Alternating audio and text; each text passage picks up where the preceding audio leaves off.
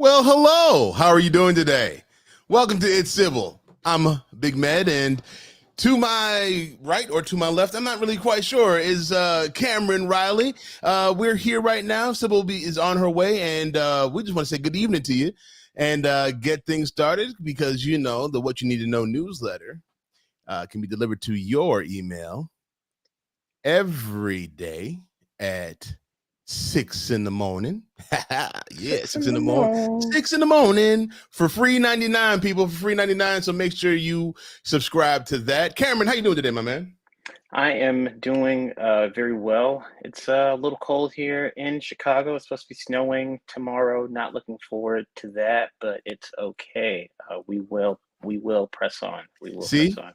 See, it's right there. Because somebody asked me recently, what did I miss about Chicago? I don't miss about nothing about this time of year.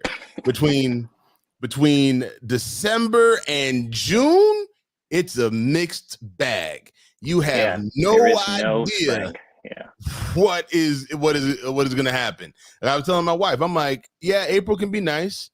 Heck, May can be nice, but you can get a winter snowstorm in any of those months. Yeah, I'm a little apprehensive because it's my birthday in a month. So it's hard to make plans when the weather is so. It's hard to make outdoor plans. Yeah, but don't do nothing outdoors if your birthday lies between now and like early May. Don't do any outdoor plans for any kind of event at all because you cannot predict what's coming at all. Yeah. Yes. So, like I said, Damon Williams, I believe, is coming. We have a special guest, Miss Giovanni Samuels, who'll be joining us later in the show. She is one from, she came from All That.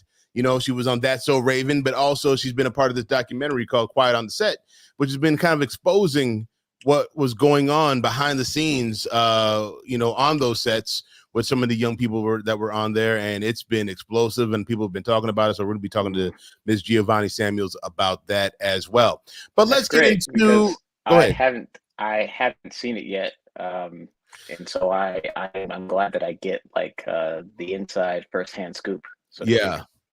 No, it's one of those things where you definitely need to check it out because it opens your eyes to a lot of things. And I think it also opens your eyes if you're a parent of a child, because you see a lot of parents that want to put their children into, stardom. They want to use their children. But I mean, when I talked to Giovanni last week, the way that she broke it down was like, wow. If you just think about child stars and what they have to go through, it's almost, you almost think about like, man, should this even be allowed to be in these situations at all because of what can happen behind the scenes in these kind of situations. So I look forward to that conversation. But first, let's go ahead and get into your story, Cameron, from today. Okay. Can you let the people know what we're talking about? Because you are our political commentator. Yeah, this is a special request from Sybil. She asked me to cover the downfall of Sam Bankman-Fried. Okay, not to be confused with Sigmund Freud, though. No, at all. He does look like he's into women of the older variety, all the same. Sam Bankman-Fried was sentenced to 25 years in prison following the downfall of his company FTX, which was supposed to be the cryptocurrency stock exchange. And I put it in very flowery letters because we saw the commercials during the Super Bowl in 2022. Do you remember those when Steph Curry was like trading? Everybody had a crypto commercial. Every celebrity was talking about crypto, and man, it was wild. It was a wild time. And that was billions of dollars of advertising investments that Sam's company received that he did not deliver on. And in the crypto world, this is just one drop in the bucket of like fraudulent companies that have taken a bunch of like investor money and have just totally tanked it. But the reason why this one is so high, profile is because in order to get an ad slot at the Super Bowl, that means that some very big time CEOs put money into Sam's company and they lost it. So they appropriately dragged him. He's set to do 25 years. Rumor has it that he'll be out in 12. I don't know, maybe he'll be teaching inmates financial literacy and get out on good behavior or something. But he's also supposed to be fined $11 billion. Now, rumor has it on the darker recesses of the web that Sam has way more than $11 billion stashed, way more than 11 billion put away in crypto. But a lot of people are wondering what exactly it is that he did. Well, the way that I can put it simply, layman's terms, break it down, Cam. yes, is when a friend asks you, "Hey, let me hold $10 and I will give you back 20." Okay. Okay. Are you going to give that friend Absolutely. Yes. $10? Absolutely. No. No, I'm not. No, I'm not. No. That's a bad idea. You're right. Because you are responsible, and you know that that friend of yours that wants to hold $10 is probably going to walk away with your $10. And see, I'm that's gullible. exactly. That's how I lose. I be losing money all the time. I'm sorry. I'm very gullible. I apologize. No, it's fine. We all trust that friend because he seems to have the idea of how to have money, make money, and that's certainly what SBF sold people on. But there was just no business. There was just no business model. He was just using people's investment money to enrich himself. And the reason why this is so important is because a lot of people are getting into crypto now. Again, It's still absolutely the Wild West, and cases like this really turn people away from investing in what was supposed to be like the real spirit of cryptocurrency, which is an independent way for people to acquire wealth separately from institutionalized banks, separately from regulated currency. This is really, like taking a whiz in the pool, so to speak.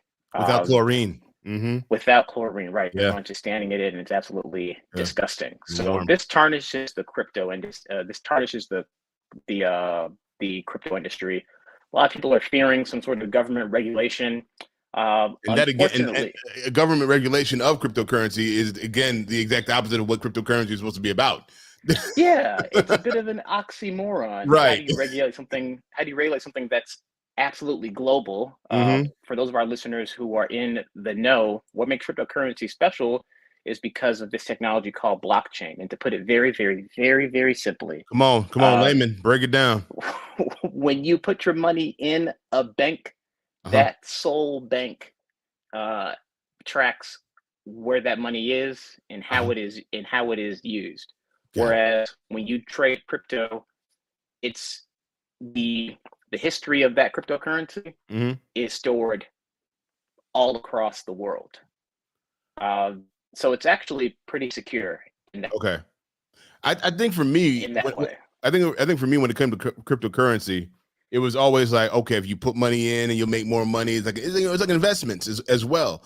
And I think what people were trying to understand was, how do we get that money back? Because if I go to a bank, and I withdraw, the money I asked for comes out and I can use it. Like cryptocurrency was like, if I withdraw, do I get that money back? Is it the same exact money? Is that how this works? Yeah, man, crypto scares me. It scares me. You can just think of the coin as a stock. As it appreciates in value, you can trade it for another more valuable currency that you can eventually trade for dollars. So it is its own market. It's very interesting to me because it really just exposes a lot of the fallacies behind money anyway.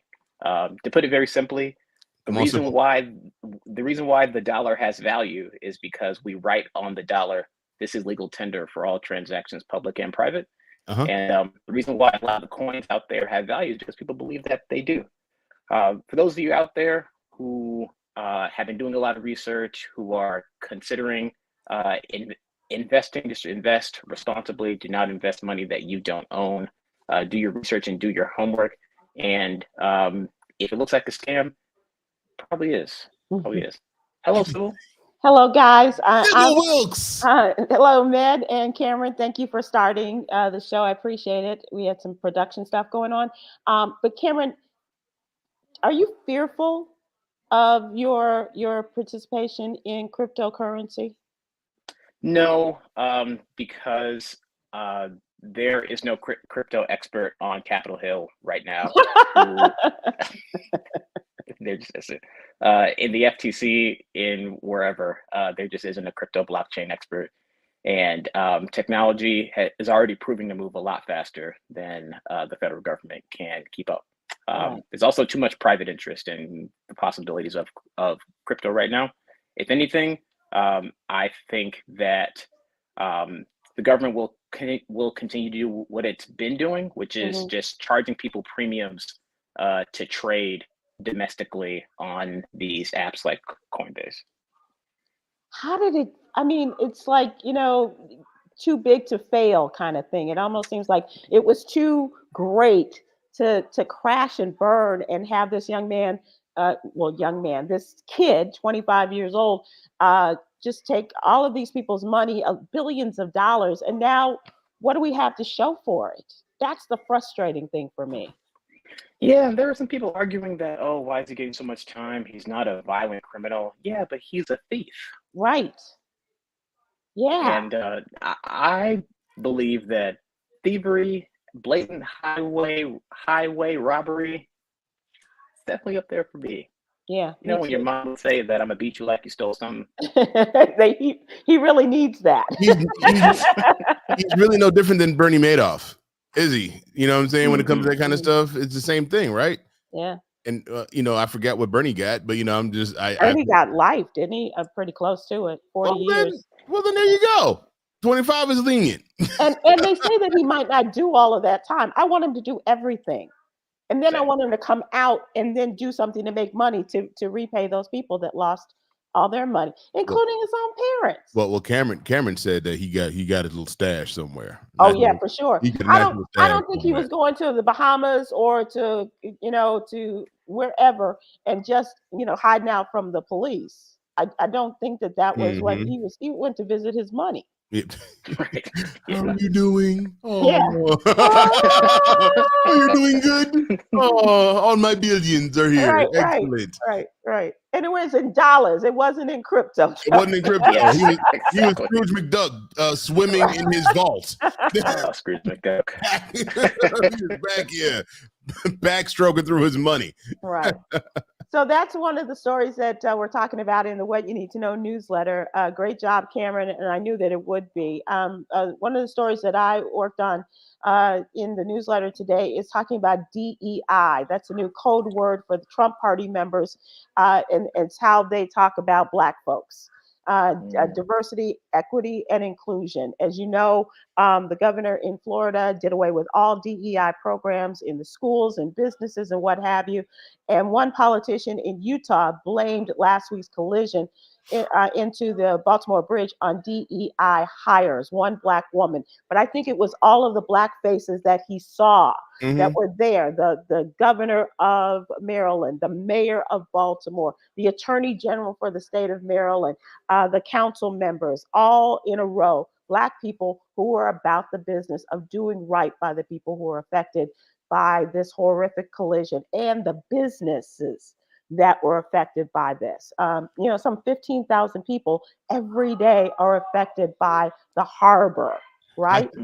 I think that I touched on this last week, but it's like you hire who you're comfortable with. Right. And when you have a Black governor, a Black mayor, guess what you about to get? Everything about to be Black, because they're bringing people that they trust for the most part, and the people that they deal with on a regular basis, people that came up with them in the political process, and most of the time it's going to be more Black people. So just like with white folks, when they bring in and you see a white governor and a white mayor, and everyone behind them is usually white, except for the one token, because they want to say we're diversity. Right. You know what I'm saying? So it's like, it is what it is. But then, of course, people then will put on top of them, well, you see how Baltimore is? You see the crime rate? Well, look at the leadership. They love doing that. And DEI is, we had a code word, 2 years ago when it came to the schools. What was it? CT, CLR, CRLT. Right. CNN. What was it called? Khameron, come on, help me, man. What was the course that they said that all Black people learn to make Black people? Critical race thinking. Oh, there it is. DEI has replaced that as the new scare tactic for white people. Yeah. Yep, absolutely. There Absolutely. it is. That's Mm-hmm. it. And so those are some of the things we talk about, the What You Need to Know newsletter. We'd love to have you subscribe, and you can get young critical thinkers like Khameron talking about politics. Coy Malone talks about social justice. Cameron's younger sister, Quinn Townsend Riley, covers the LGBTQIA world. And Aprilette Russell is our mental health and wellness contributor. Please go to SybilWilkes.com, give us your name and your email address, and we'll have it in your email box, the newsletter in your email box every Monday through Friday morning. I'm very excited about this guest, Ahmed. So this was after my time of television watching, but if you were a fan of Nickelodeon TV shows back in the day, then you will recognize Ahmed's guest, actress Giovanni Samuels. Is that not right, Med? Yes, ma'am. Miss Giovanni Samuels will be entering the chat, but you know her from All That, That's So Raven, The Sweet Life of Zach and Cody.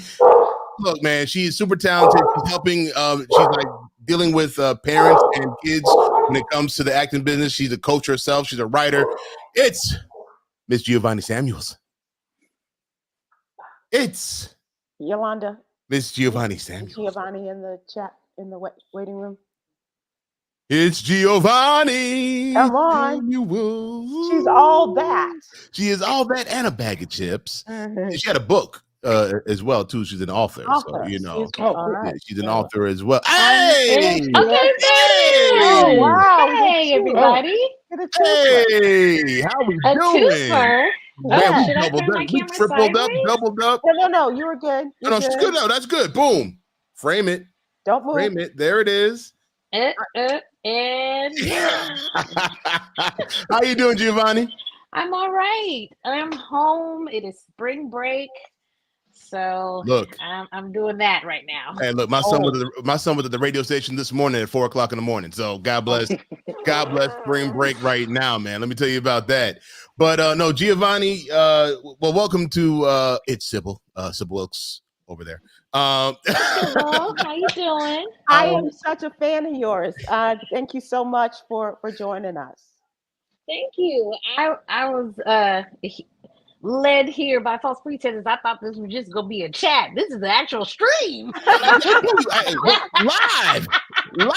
now. Live. I said, no, come to the live, girl. We are live in full effect. But no, Giovanni. You know, like you said, we had a conversation last week, and like I said, you were very transparent about everything that has been going on when it comes to Nickelodeon and your past and things of that nature. Can you talk to us a little bit about you know, Quiet on the Set? You know, what the process was like, you know, being a part of that, and now it's come out in the news that there's a 5th episode that you guys recorded a couple weeks ago to kind of, you know, bring everything together. Yes. So Quiet on Set, the dark side of kids TV. It's a 4-part documentary series about the time from Nickelodeon for the early 2000s up into mid 2000s, the time that I was on All That. I was on there for seasons 7, 8, and 9. And during that time, we had not 1, not 2, but 3 child predators and SA arrest on our set. One well-known child star was the victim of that unfortunate situation, and we talk about it. I didn't experience any of that. I faced more so the racial discrimination and a couple other things that was going on, and being the token on set, the token Black female. So it just, if you were a fan of that time, this will definitely taint your childhood. But if you are a parent that is trying to get their kid in the industry, this is something that you should probably watch so you can be aware of, so to know to do better. It was so disturbing to me. I haven't made it through all of the 4 segments yet because I had to stop, Giovanni, quite honestly. It was just, and it wasn't triggering because I've not been through something like that, but it was just that you all were babies. And these grown men knew that manipulating you either as the token black girl or as the female writers or as the black boy, and putting you in costumes that were inappropriate, talking to you any kind of way, or taking the kids in and putting them in offices and not allowing it. Everybody should watch this. It's a lot. It is. It's a. How did you come out of this on the other side to be so normal? Oh no, we all a little crazy. It's okay. I just hide mine very well behind comedy and get paid for it. Got it. No. Okay. That's your therapy. No, yes, it is my therapy. It is the way that I have learned to cope and to deal with things. But I do therapy. I do the therapy. I have my faith in God. That's like a really big part of my life, and my family. I keep that part very private, and I was fortunate enough to have a husband and a child and to do the normal things and kind of take a step back and learn myself outside of the industry. And yeah.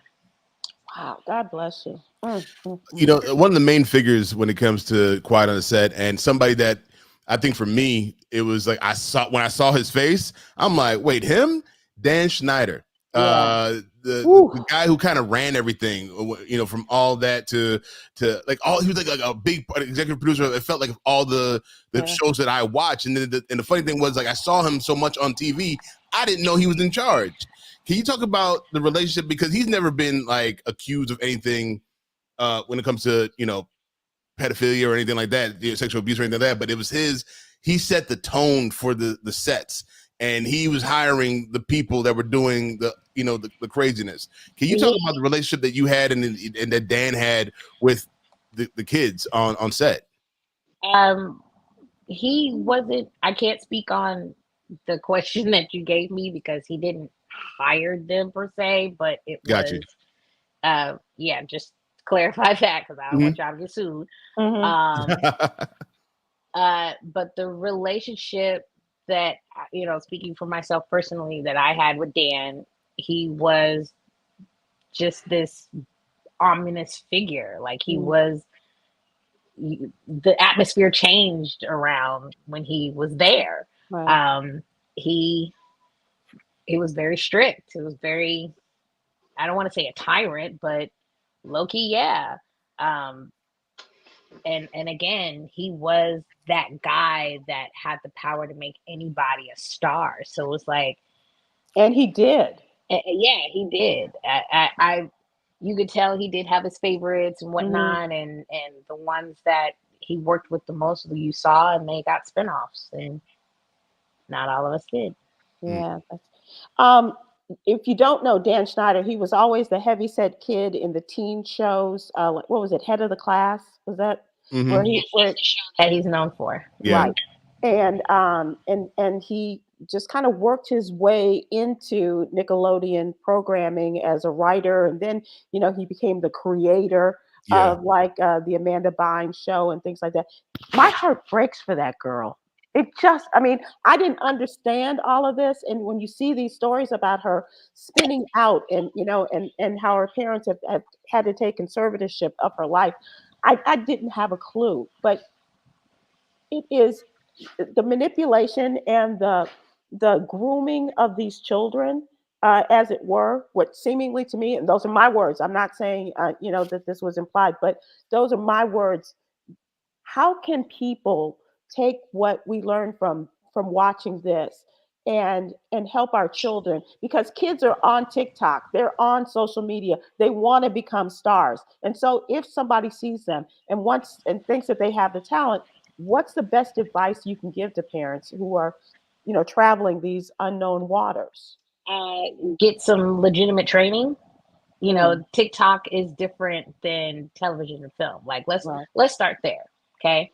Everybody thinks they can be famous. You sure can. Go ahead, do something viral, humiliate yourself, whatever you got to do. But fame comes at a cost.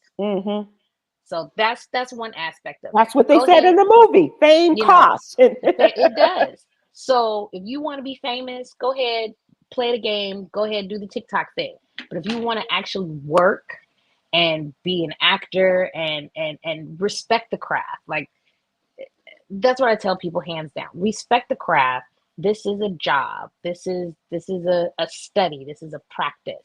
So take classes, learn the genre, learn the different ways. There's voiceover acting, there's comedy, there's drama, there's theater. So television and film is different from being on a play. Like, understand those things. Like, that's step one, get training.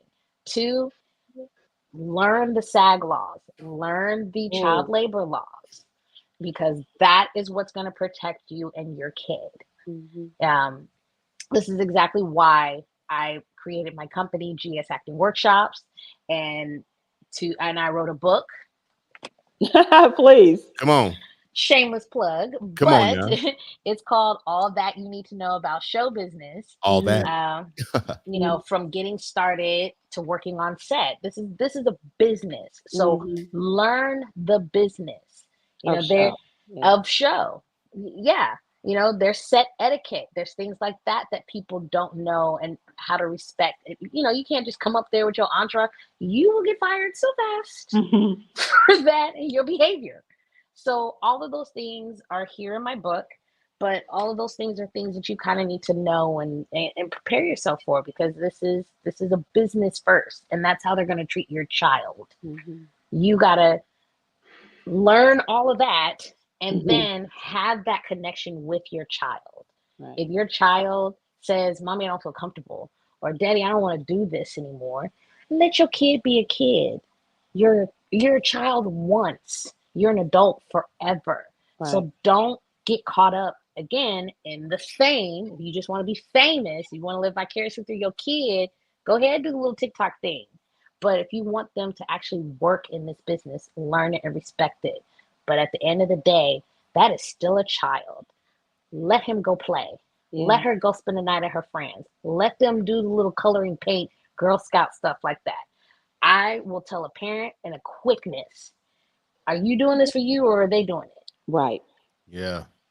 Because that's how you destroy a person.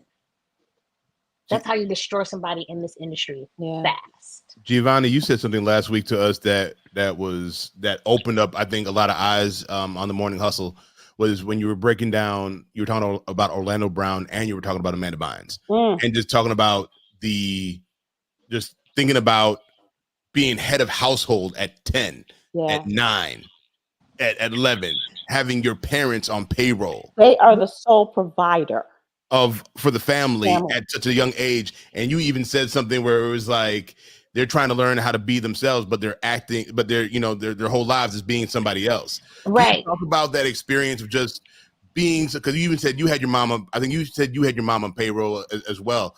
Can you talk about just that growing up like this? Chauffeur. Because I couldn't drive. They have Uber at the time. So yeah, can you just talk about that, about kind of growing up and having those kind of responsibilities and pressures as a child, and how that can affect you moving forward? I mean, yes, because you're there, you're working a job. So on a show, a regular sitcom, you're there 5 days out the week. And yes, they have laws where child actors have to do school during that time. So it seems like they got around that somehow. That was the implication that you all they got around that in keeping you all in class. Yeah. Well, not just that. It was a couple of other things that they got around too. But again,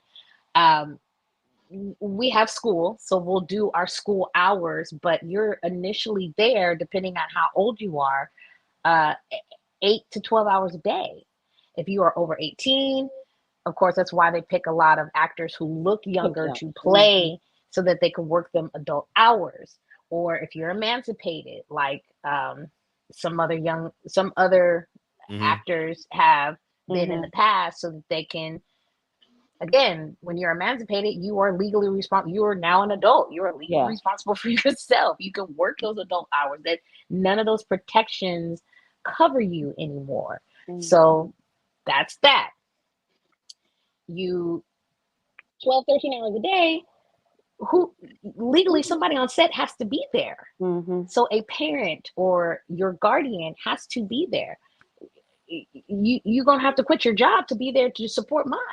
So of course I'm going to be the head of the household because I'm the one that's making all the money right now. Right. If you're on a series, if you're just kind of spot dating here or there, okay, you can miss like 1 or 2 days of school and then go back to the regular dynamic. But when you're in that high of a caliber of working, whether it be movies or TV shows or anything to that magnitude, your parent is now your chauffeur or your assistant. Like you're my assistant now. Mm-hmm. I can't legally sign these things. You have to do it as my parent, but this is my job. They paying me. So as a parent looking back, would you allow your child to come into the industry? Knowing what you know now. If my child wanted to do it, or if he had the passion for it like I did, my child don't have that. You got to have a certain kind of something to do this and to be successful at it. If you're just doing it because your kid is cute or, oh, baby is just kind of funny.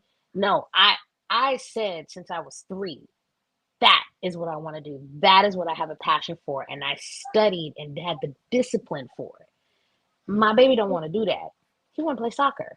Okay. Play soccer. But play soccer. Do that. Because again, they treat you as an adult first. Mm-hmm. You're not a kid.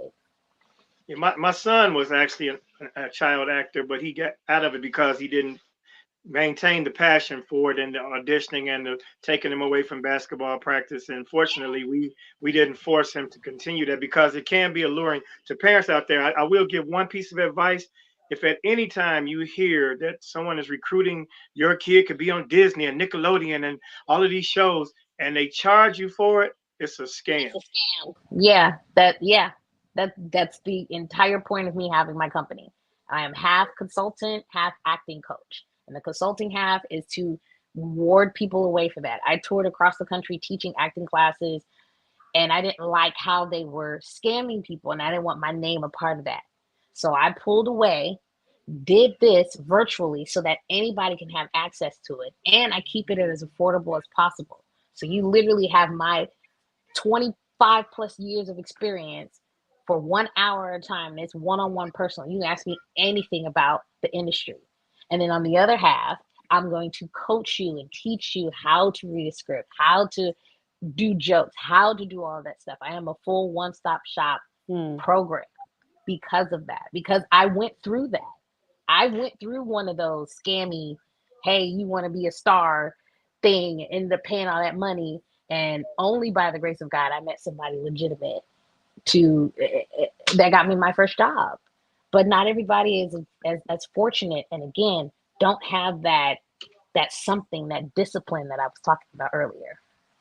We're talking to Giovanni Samuels, and you may remember her from All That on Nickelodeon, and also talking about the documentary series Quiet on Set, The Dark Side of Kids TV.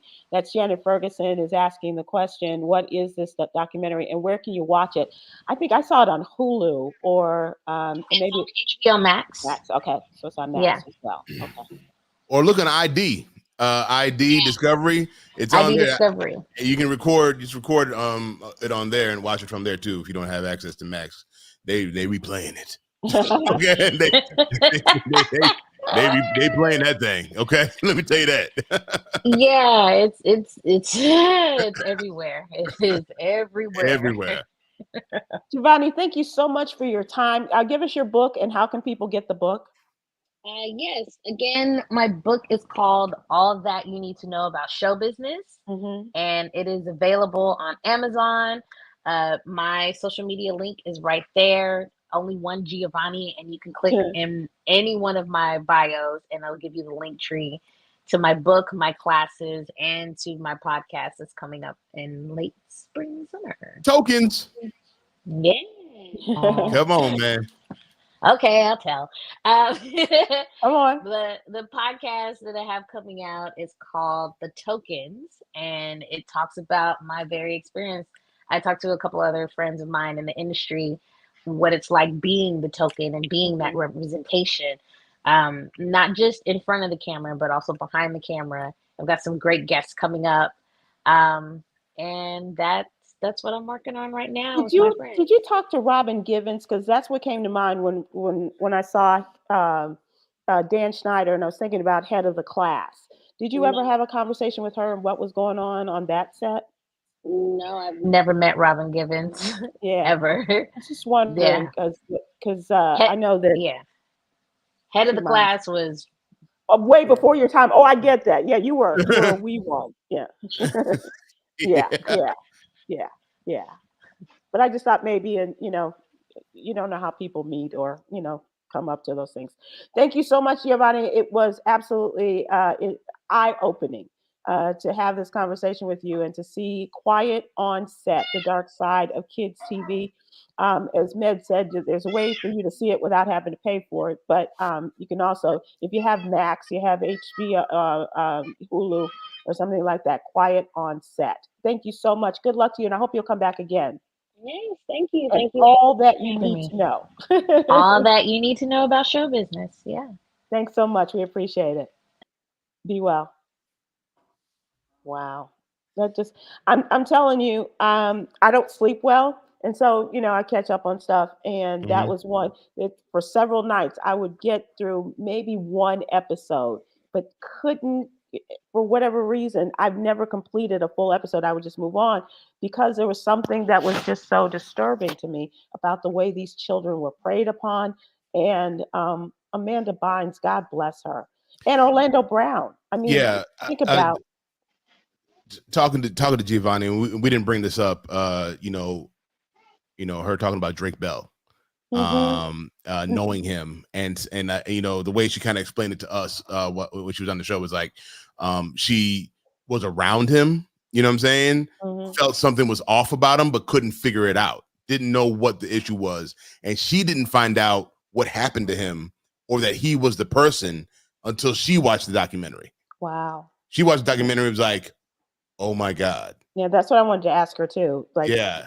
No, it was like that Drake Bell situation was absolutely crazy. Seeing his father react to it because his father was trying to protect him, and the way they split up him and his father. They did the same thing with the young man, the black boy that was on All That. They kind of separated, they put a wedge between him and his mother. He blamed his mother for him losing his job because his mother was relentless in making sure that her son was protected. Yeah. But they made it seem like she was trying to sabotage his career. And it literally put a wedge between them, and they just started now talking. Again, like they started mending the relationship recently. So it's a lot, man. It's a lot when it comes to that. When it comes to manipulating these children to get what they want, like it's not just the sexual part of the predators that are part of it. It's also they're just trying to milk these kids for as much as they can to get what they can out of them so they can get their money. You know what I'm saying? Right. So it's not just, like I said, it's not just the predatorial style of things. It's also just using these kids to make money and doing anything they can to make them just work. Well, let's move to something a little bit happier. And so let's talk about trending. Damon, what are you up to? Where are you going? What's the word? What's happening? And how was the fundraiser for Coco Brown and Riddles?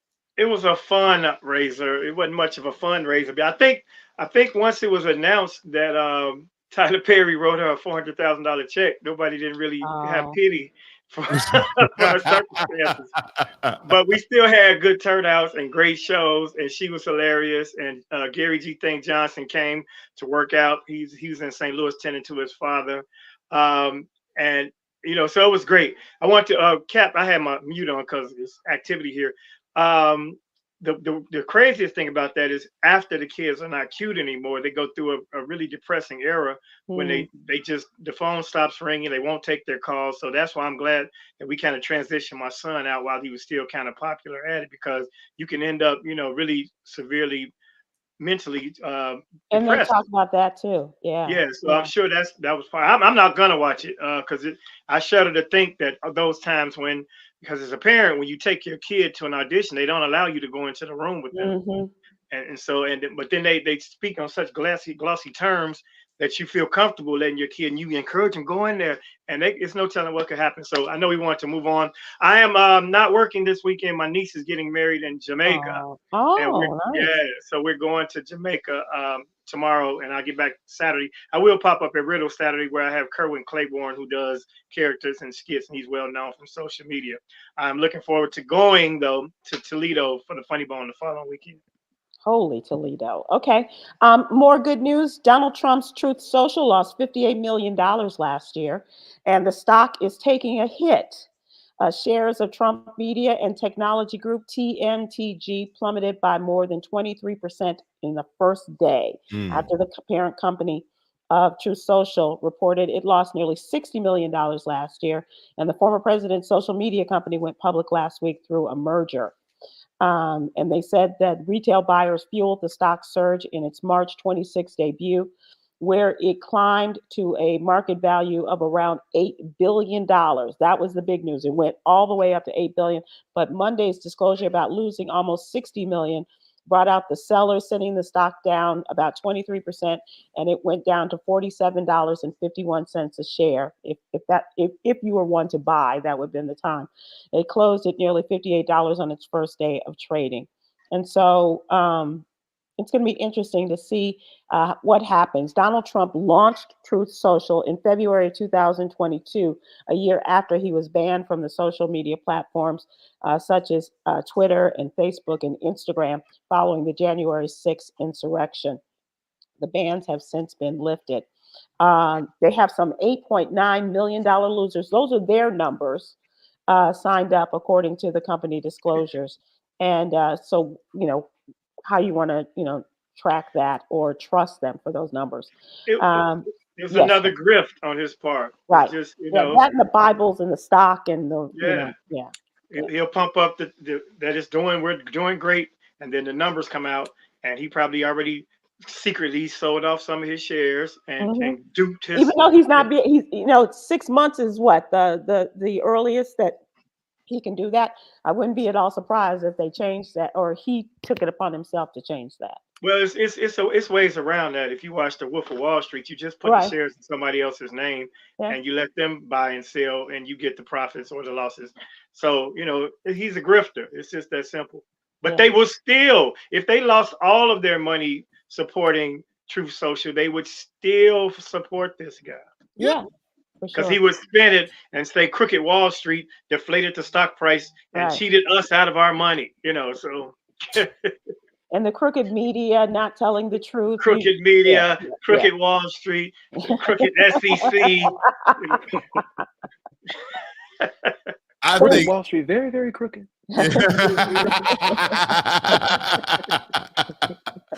I mean, honestly, one of my friends said, like, if you watch, like, people that are in sales say, if you watch how Donald Trump has handled himself from the time he put his name in the ring, years ago to where he is now, he's like, it's almost a masterclass of just how to on the sales. He was kind of telling me, like, the way that we do sales, the way that we're taught how to do sales, he does that to a T in everything he does. He's like, if you want to, get a sale done, you say words like he's saying. He just does the same thing, but with the public media. What he did to media, he's like, that's a classic case of what we're supposed to do when it comes to trying to get a sale. It's how you deflate something else and then bring yourself up. He did that easily when it came to the media.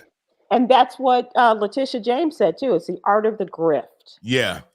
And what he has done. Speaking of Letitia James, he posted a $175 million bond to avert asset seizure as he appeals the New York fraud penalty that was brought by the Attorney General of New York State. This halted collection of the more than $454 million that he owes and prevented the state from seizing his assets to satisfy the debt while he appeals the law that came down. According to a court filing, the New York Appellate Court had given the former president 10 days to put up his money after a panel of judges agreed to slash the amount needed to stop the clock on enforcement. So it was $454. He got a deal from the judges, and 175 was a little bit more amenable to him. And so he is posting with the court now is essentially a placeholder meant to guarantee payment if the judgment is upheld. If that happens, he will have to pay the state the whole sum, the whole $454 million plus interest. And if he wins, he won't have to pay anything and will get his money that he put up. He'll get that back. Yeah, art of the grift. Art of the grift, yeah. You guys, this was really sad. Did you see the story about the World Central Kitchen workers who were killed by an Israeli bomb?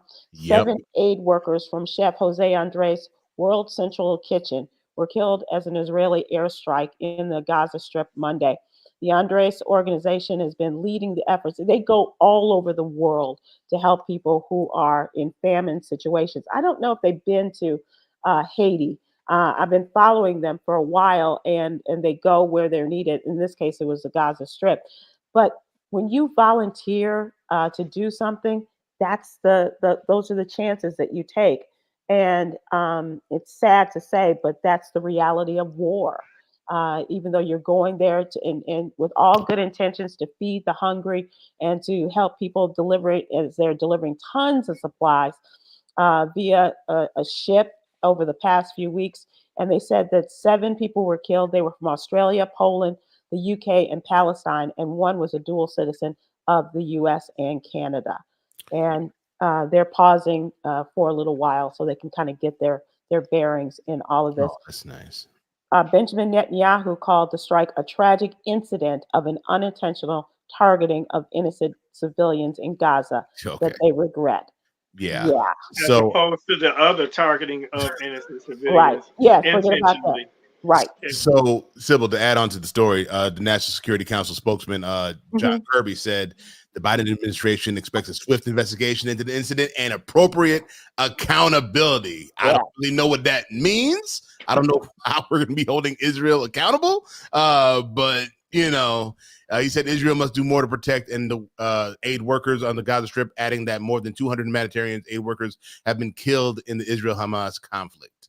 Yeah, I had that because I'm you know, I follow John Kirby, and because I just like him as a spokesperson. He used to be with the Pentagon and now taking on a bigger role. But Biden has to answer for a lot of this, but none more than Netanyahu has to answer for. And the people took to the streets of Tel Aviv and Jerusalem, saying they want a new election, they want a new government. And he went and had some sort of minor surgery to keep him off his feet for a couple of days while they were out there protesting. But that speaks volumes. It speaks volumes because it was crazy when who was talking? Which one of our senators was talking about he needs to go? They need to have an election, and the Republicans were like that was out of line, and Yahoo said it was out of line for him to say something like that. One of our senators was saying that basically Netanyahu had to go and that the public should have an election, and they basically were making it seem like the public was behind them. But if you're actually on the ground there, it is very different. And I have a hard time whenever it comes to these kind of situations, talking about that area, when you're getting information, one from even, and I understand it, from any kind of media from that area or our media breaking it down, because it's always going to be skewed a certain kind of way. If we were actually filtered through the United States. It's very hard to understand what's really going on there and how people really feel about the situation if you're just hearing it from, you know, filtered, like you said, Cameron, through our media. It's very difficult. Exactly. Yeah, exactly. Yeah. Damon, we got dogs, we got screaming producers. We get it. I was intrigued because I was on for a while before I came in, but I was intrigued on where we added the dog. Which set has the dog? Okay, there he is. I see him. Yeah, there he is. Yeah, good old boy. Do you guys and this might apply to those of us that don't have our typical 9-to-5 jobs, but do you guys take sick days? Yes. Okay. You do? Okay. I get unlimited sick days. You get unlimited? Yep. Is that called unemployment? No. It's unlimited sick days is just like an honor system where Okay. my employer y'all do trusts that if you're sick, just take off. And, as long as you don't cheat the system. But if you're sick or if you're not feeling well or if you're just not feeling up to it, take off.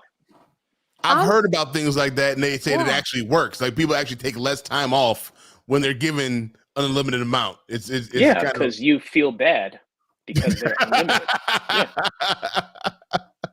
Reverse psychology. I think I can remember maybe twice that I had the day off, that I took the day off because I wasn't feeling well on the Joyner Show over 25 years.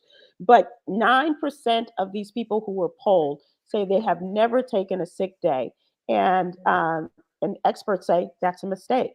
They should follow the Khameron lead and take the time when you wake up and you don't feel, you got the scratchy throat, your moneymaker's not working, whatever it is, to call in sick and take the time for yourself.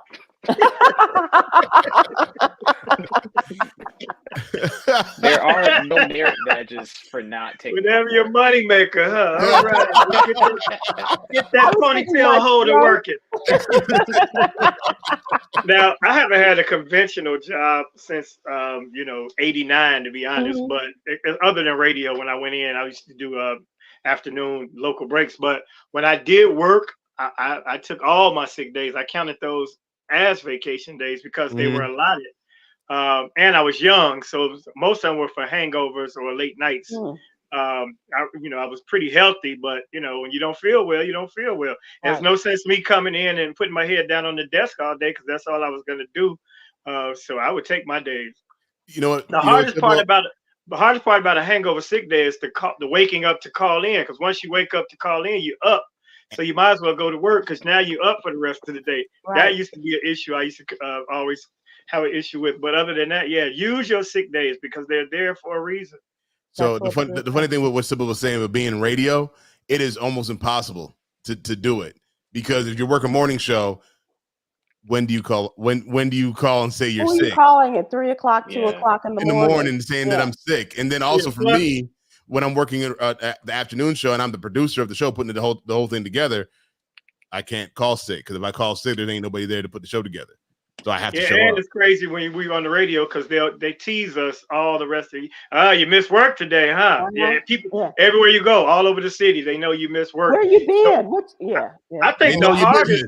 I think the hardest job to call in sick for is if you work at the hospital. They be like, "No, come on in, we got you." It's like, how you gonna call in sick from the place where you gonna go? Take off and go to the hospital?